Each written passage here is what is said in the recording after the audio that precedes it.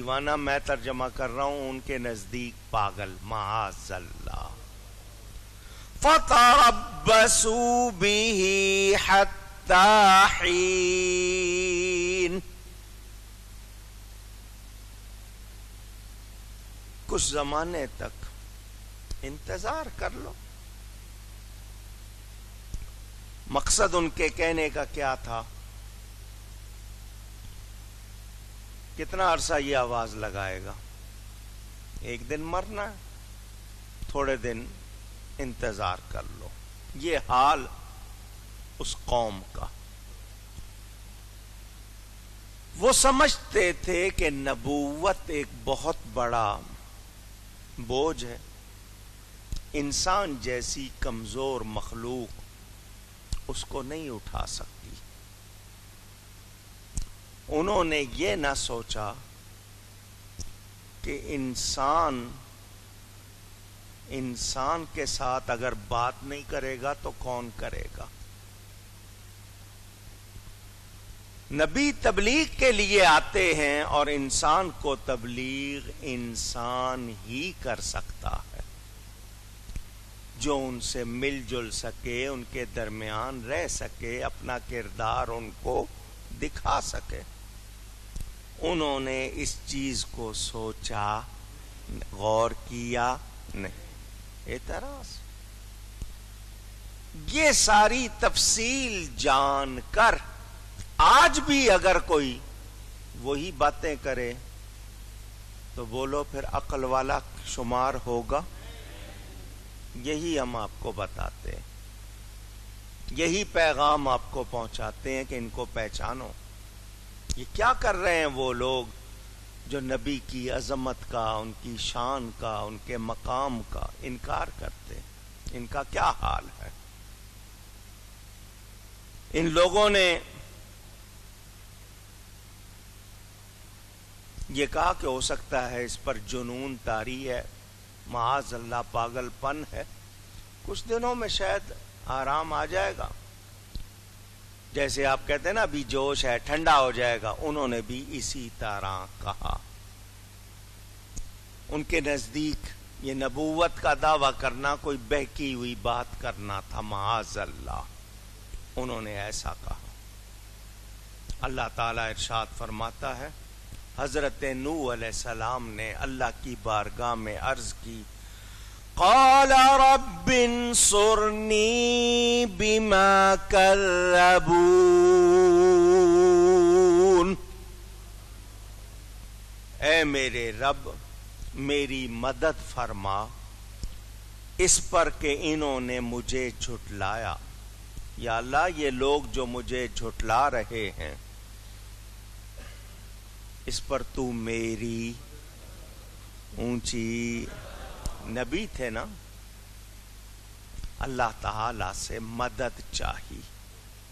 یہاں سے ہمیں پیغام ملا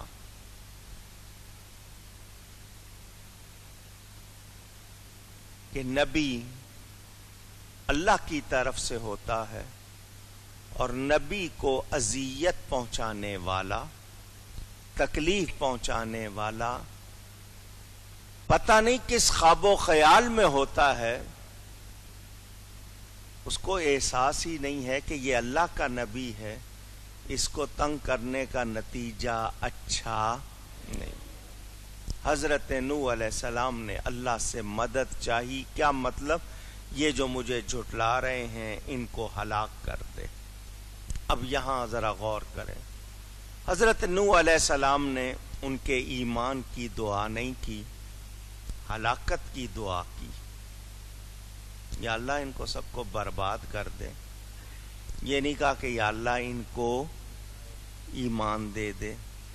اب یہاں یہ سوال کہ ایسا کیوں کیا؟ نبی تھے، ان کے لیے ایمان کی، ہدایت کی دعا کرتے، انہوں نے ہلاکت کی دعا کیوں کی؟ اس لیے کہ وہ اللہ کی عطا سے جانتے تھے کہ ان میں سے کوئی ایمان نہیں لائے گا۔ نبی پر اعتراض کرنے والے کو اپنی حیثیت دیکھنی چاہیے کہ جی نوح علیہ السلام نے دیکھو جی ہلاکت کی دعا کر دی. وہ نبی تھے، ان کو جتنا نظر آتا ہے ہمیں نظر نہیں آتا. انہیں اللہ نے جتنا نوازا، جتنا علم وہ ہمارے پاس، تو پھر ہم اپنی زبان بند رکھیں. یہ جو آج منہ پھاڑ کے بول دیتے ہیں، ان کی حیثیت کیا ہے، ان کی حالت کیا ہے، غور کرنا چاہیے. سورہ نوح میں ہے نا، وَلَا يَلِدُ إِلَّا فَاجِرًا كَفَّارًا، ان میں سے کوئی ایسا پیدا نہیں ہوگا مگر کافر یا بدکار. تو نبی لوگوں کے انجام سے باخبر ہوتا ہے. نبی لوگوں کے انجام سے،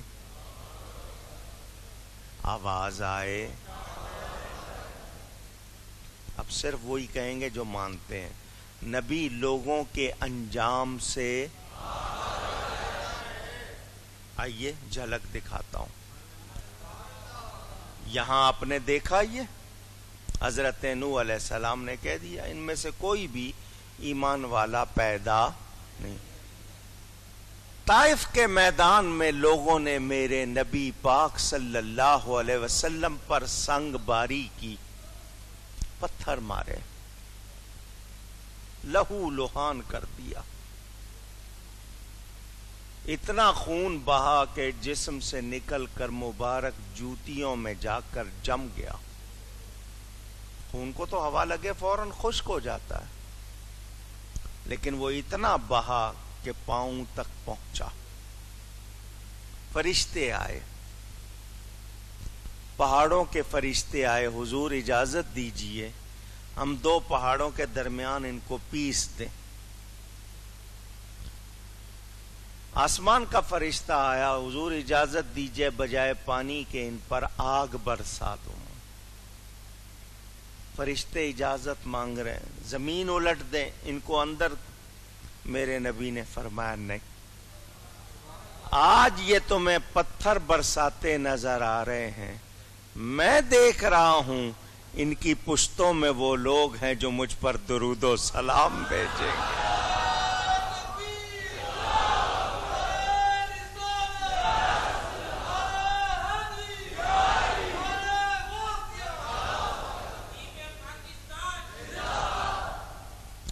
نبی باخبر ہوتا ہے.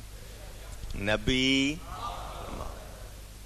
جو نبی کو بے خبر کہتا ہے خود بے خبر ہے، اسے کوئی خبر نہیں.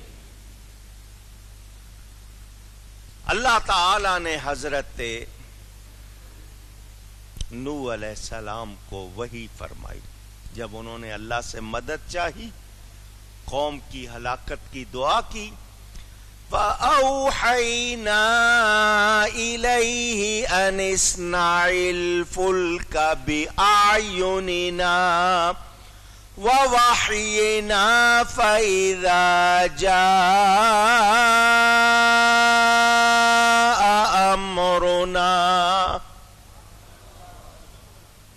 اللہ فرماتا ہے ہم نے انہیں وحی بھیجی کہ ہماری نگاہ کے سامنے ہمارے حکم سے کشتی بناؤ. ہماری تعلیم سے، ہماری نگرانی میں، ہماری حفاظت میں کشتی بناؤ. حضرت نوح علیہ السلام کشتی کے موجد ہیں. ان سے پہلے کسی نے کشتی، آج بڑے بڑے جہاز بنا لیے آپ نے، لیکن موجد وہ ہیں، بنایا سب سے پہلے ہو. سکھانے والا کون تھا؟ اللہ. اللہ فرماتا ہے ہماری نگرانی میں، ہماری حفاظت میں، ہماری نگاہوں کے سامنے. اللہ تعالی کی تعلیم سے آپ نے کشتی بنائی، کسی اور سے سیکھ کر.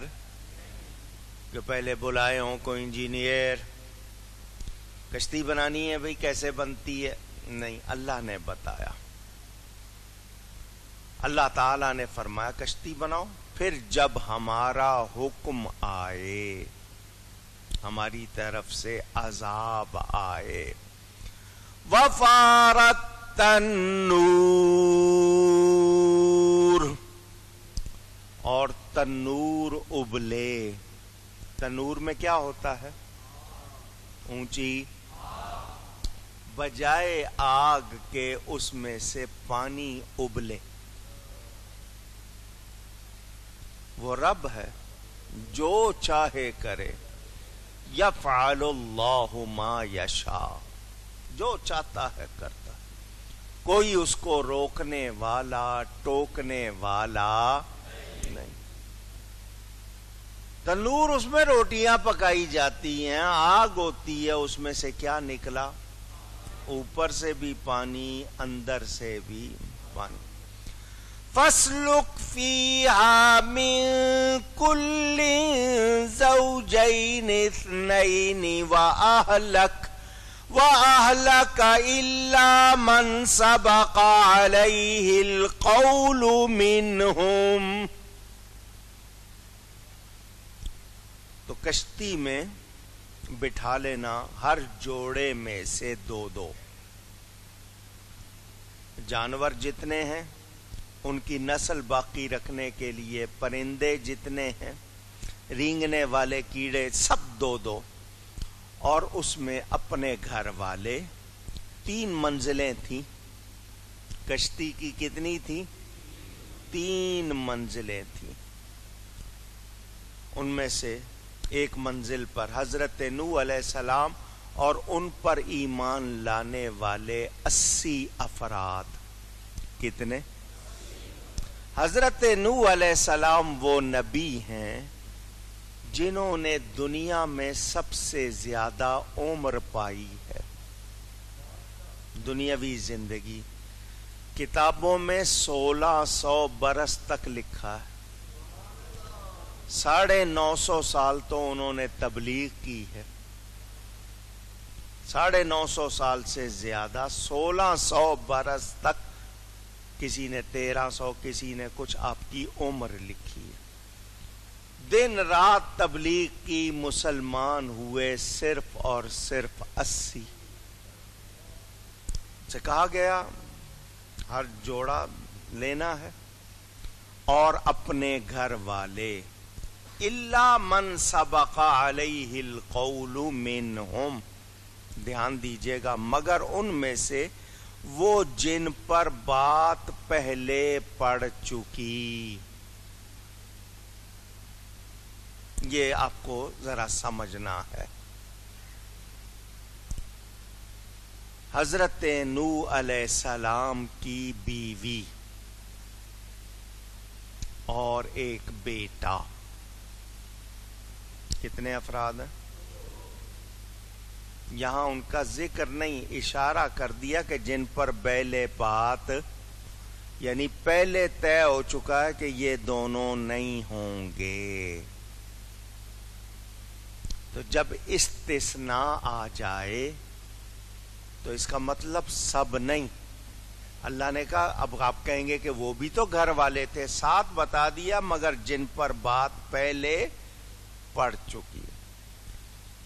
کوفہ کی جامع مسجد کے قریب والا تنور، جیسا کہ تفسیروں میں بتایا گیا، جب اس میں قدرتی طور پر پانی ابلنے لگے تو کشتی میں سوار ہو جانا. یہ طوفان آنے کی نشانی ہوگی. جانور ایک منزل میں، پرندے اور ساتھ یہ دوسرے جتنے ہیں ان کو رکھ لینا ایک منزل میں، اپنے گھر والوں اور مسلمانوں کے ساتھ سوار ہو جانا، مگر جن پر پہلے بات ہو چکی ہے وہ نہیں آئیں گے. بیوی تھی اور بیٹا کنعان نام بتایا گیا. یہ دونوں ایمان نہیں لائے، کافروں کے ساتھ ملے رہے. نوح علیہ السلام نے کہا میرے ساتھ کشتی میں آ جاؤ. اس نے کہا نہیں جی، میں پہاڑی پہ چڑھ جاؤں گا، پانی کتنا چڑھے گا. جب کشتی بنا رہے تھے قوم مذاق کر رہی تھی، یہ کیا چیز بنا رہے ہو جی، یہ پانی میں چلتی ہے. ان کا پانی ہے کہاں؟ اس علاقے میں پانی ہے کہاں؟ کشتی بنا رہے ہو، پانی میں چلاؤ گے، پانی کہاں؟ مذاق کرتے رہے لوگ. ان کو یہ خیال نہیں تھا بارش ہو رہی ہے تو ٹھیک ہے، ہوتی ہے تھوڑا بہت سیلاب کسی کیفیت بنتی ہے، پانی اتر جاتا ہے. لیکن جب زمین سے بھی پانی، آسمان سے بھی پانی، روٹیاں پکانے والے تنور میں سے بھی پانی، تو لوگوں نے دیکھا. ادھر حضرت نوح علیہ السلام سوار ہو گئے. اللہ فرماتا ہے وَلَا تُخَاطِبْنِي فِي الَّذِينَ ظَلَمُوا إِنَّهُمْ مُغْرَقُونَ.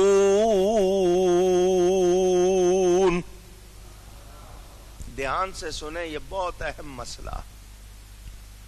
فرمایا گھر والوں میں سے ان کے بارے میں نہیں جن کے بارے میں پہلے بات ہو چکی ہے، ان ظالموں کے بارے میں مجھ سے بات نہ کرنا.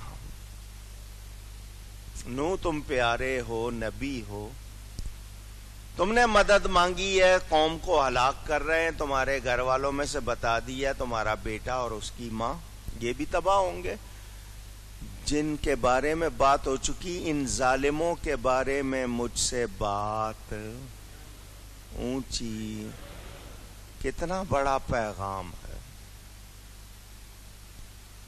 اگر آپ لوگ سمجھدار ہیں تو اس کو سمجھیں.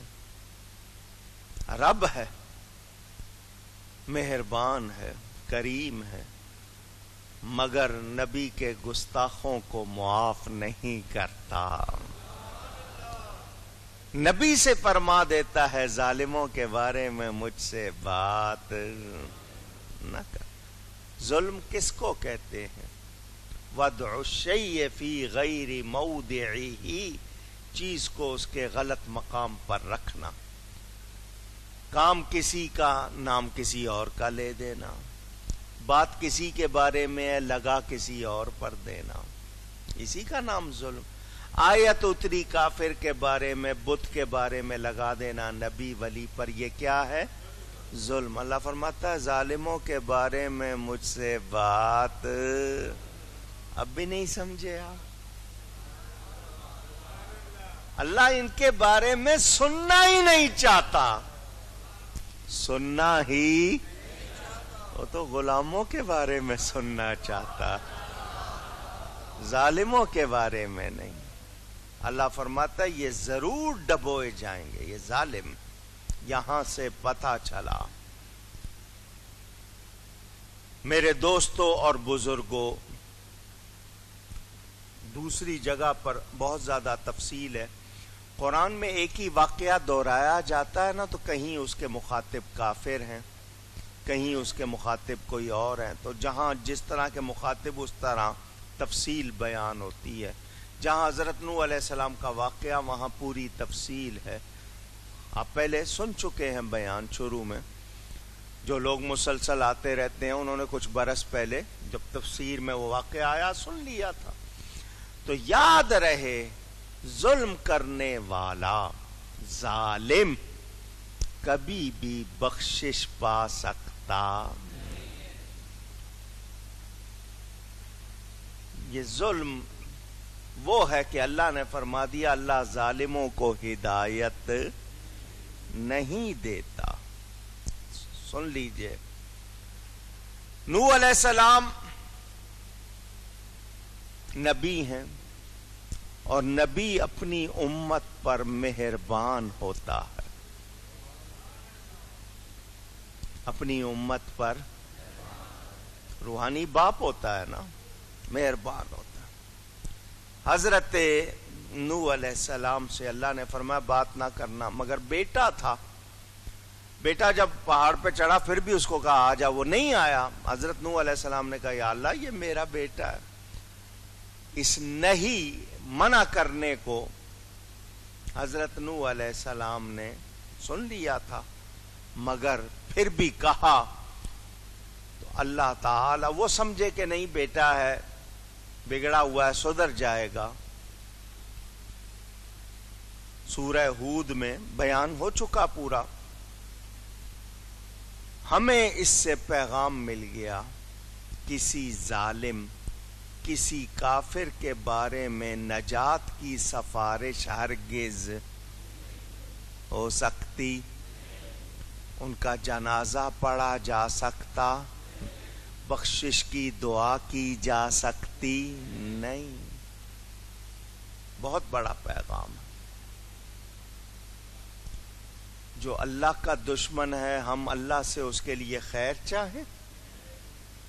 میری آپ کی دشمنی ہو جائے تو کہتے ہیں تباہ ہو جائے، برباد ہو جائے۔ اپنے دشمن کے لیے تو آپ یہ کہیں، اور اللہ کے دشمن کے لیے کہیں بخشا جائے، نبی کے دشمن کے لیے کہیں بخشا جائے۔ سوچنے کی بات، غور کا مقام ہے، ہوش کرنی ہوگی، سمجھنا ہوگا۔ اللہ نے فرما دیا ان سب کو ڈبویا جائے گا، فیصلہ ہو چکا ہے، کوئی بھی کافر ظالم بچے گا نہیں، ڈبو دیے جائیں گے۔ اب میں ایک لفظ کہنے لگا ہوں، آپ کو شاید پسند آئے یا نہ آئے۔ تفسیروں میں لکھا ہے کہ جانور جو سوار کیے گئے، ان میں کتے، بلی وغیرہ جتنے جانور اس وقت تھے، سب ان کے جوڑے بٹھائے گئے۔ یہ انکار کرنے والے کافر اور نبی کی گستاخی کرنے والے، یہ ان جانوروں سے تو اگر ہم تقابل کریں تو جانوروں سے بھی بدتر ہیں، کہ جانوروں کو تو کشتی میں بٹھا لیا گیا، ان کے لیے گنجائش اونچی، ان کی اجازت نہیں تھی، ان کے لیے کوئی رعایت۔ تو یہ جانوروں سے گئے گزرے ہیں یا نہیں؟ پتہ چلا انسان کہلانے کا مستحق وہ ہے جو نبی کا ادب کرے۔ جو نبی کا ادب نہیں کرتا وہ انسان کہلانے کا مستحق نہیں۔ آنکھیں، کان، ناک، ہاتھ، پاؤں ہونا یہ تو دوسروں کے پاس بھی ہیں۔ انسانیت کیا ہے؟ اچھے اخلاق ہے۔ تو تم جب عزت ہی نہیں کر سکتے تو پھر تم خود عزت والے ہو سکتے نہیں۔ فَإِذَا